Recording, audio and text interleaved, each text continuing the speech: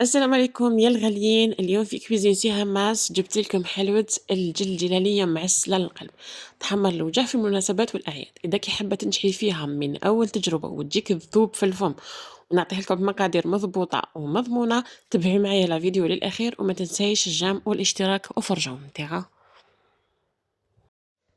نبداو بسم الله على بركة الله في الوصفة تاعنا. الو هنا في الغيسيبيون رايحة نحط 250 غرام نتاع لا مارغرين، هكذا 250 ملعقة هكذا نتاع لافاني، نزيدو قرصة نتاع الملح، كاس الا ربع تقدروا تروحوا ولا تقدروا تنقصوا حتى نص كاس نتاع السكر كلاص. هنا سكر كلاص ما نكثروش باسكو من بعد الحلوه نتاعنا راح تعسل. وندير حبه بيض كامله مع صفار بيضاء، فوالا، ونطلع كلشي بالبعضه.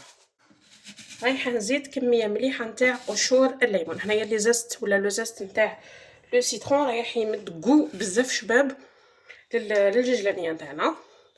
مع ازاز تاع القارص عندي هنايا كاس تاع 220 مليلتر نتاع جلجلان محمص، انا كنت حمصتو،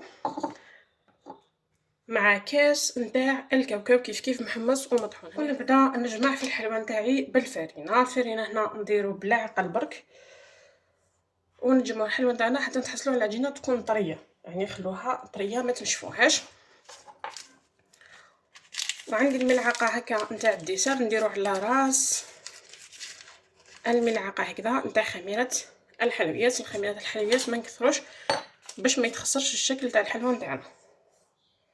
الفرينه نتاعنا نغربلوها توجور باش نتفاداو اي حبيبات ولا شوائب يكونوا في الفرينه، ونجمعوا الحلوه نتاعنا. شوفوا معايا القوام تاع العجينه نتاعنا كيفاش يكون، لازم هكذا تكون طريه.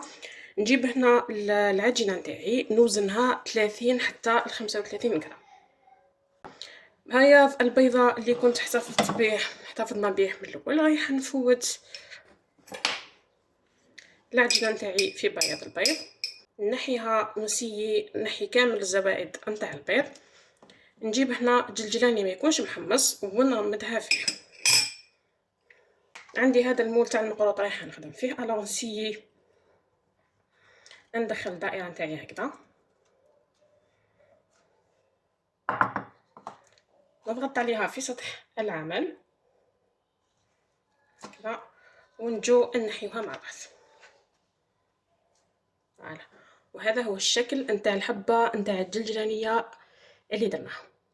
فوالا، نكمل باقي الحبات بنفس الطريقه ونرجع معكم باش تسهلوا على روحكم الخدمه. يعني هكذا وزنوهم كامل وزنوهم كامل الكبيرات، ومن بعدايا باش نروحوا نرمدوهم في البيض. هنايا طريقه بزاف عمليه تساعدكم، وهكذا ما تطولوش في الخدمه.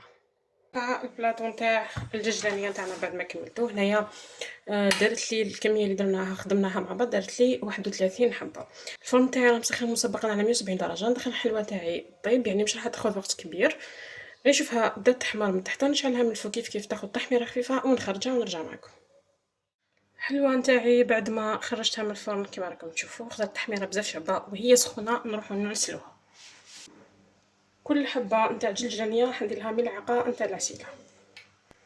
انا نكمل نغسل كامل الحلوى ونخليها تريح هكذاك واحد ربع ساعه نص ساعه ماكسيموم، نحيها ونلتقي في صحن التقديم. وفوالا الشكل الرائع النهائي نتاع الجلاليه تاعنا بعد ما تعسلت. هنايا الامانه انا خليتها برك ربع ساعه، زينتها كما راكم تشوفوا بلي سوريز كونفيت. في بلاصه لي سوريز تقدروا ديروا كراميل، تقدروا ديروا مكسرات فوقها، يعني كيما تحبوا التزيين يرجع لكم. شوفوا هنا تحتها كيفاش طيبوها، يعني نطيبوها شويه حمراء يعني باش ما تبقالناش معجنه من الداخل. شوف شكلها فريمون جا من اروع ما يكون. نجيو هنايا نقسموا الحبه تاع الجلانيه يعني للمصداقيه نتاع الوصفه. شوفوا لي هنا التعسل اللي واصل حتى للقلب. كما قلت لكم يعني خليتها برك 4 ساعات تعسل. شوفوا معايا جات من أروع ما يكون. هكذا نكون لحقت معاكم نهاية لا فيديو نتاعنا تاع اليوم، نهاية الوصفة تاع اليوم، إن شاء الله تكون نالت إعجابكم، إن شاء الله تجربوها.